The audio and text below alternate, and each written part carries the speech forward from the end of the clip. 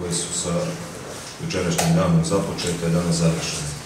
Naime, policijski službenici Policijske uprave Gradiška u saradnji sa Upravom za organizovani i teški kriminalitet Ministarstva unutrašnjih poslova Republike Srpske, a pod nadzorom Okružnog javnog tužilaštva Banja Luka, 8.5.23. godine sproveli su operativnu akciju kodnih naziva Armagedon, koja je usmjerena na suzbijanje proizvodnje i prometa opojnih droga, kojom prilikom su pronašli ilegalnu laboratoriju za uzgoj opojne droge Skank i lišili slobode dva lica, inicijala ST i MM, oba iz Gradiške.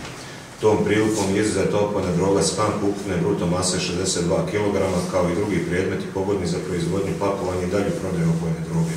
UV lampe, saksije, sredstva za tretiranje stabljika, ovlaživači vazduha, klima uređaji kao i ostala prateća oprema. Navedena tržišna vrijednost oduzete robe iznosi oko 250.000 konvertibilnih maraka. Sa detaljima akcije će vas upoznati načelnik kriminalističke policije Bojan Mišić, načelnik izvolite. Dobar dan svima. Znači, kako je načelnik rekao, dana 8.5.2023. godine policijski službenici Policijske uprave Gradiška u saradnji sa Upravom za organizovani i teški kriminalitet Ministarstva unutrašnjih poslova Republike Srpske, a pod nadzorom Okružnog javnog tužilaštva Banja Luka, na osnovu naredbe Osnovnog suda u Gradišci, u ulici Mlade Bosne, grad Gradiška, izvršili su pretres kuće i pratećih objekata koji su sastav kuće, a koje koriste lice inicijala ST. I tom prilikom su pronašli ilegalnu laboratoriju za uzgoj opojne droge Skank, te su u istom zatekli i izuzeli 151 stabljiku koja svojim izgledom asocira na opojnu drogu Skank prosječne visine između 50 i 90 cm, ukupne bruto mase oko 62 kg.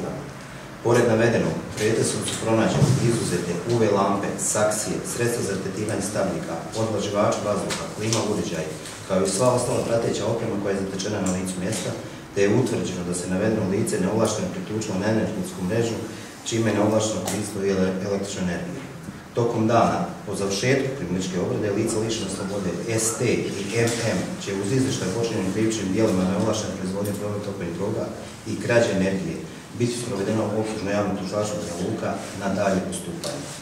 Policijski službenici Policijske uprave Gradiška u narednom periodu nastavljaju se s provođenjem pojačane aktivnosti u cilju otkrivanja i suzbijanja krivičnih djela i prekršaja iz navedenih oblasti.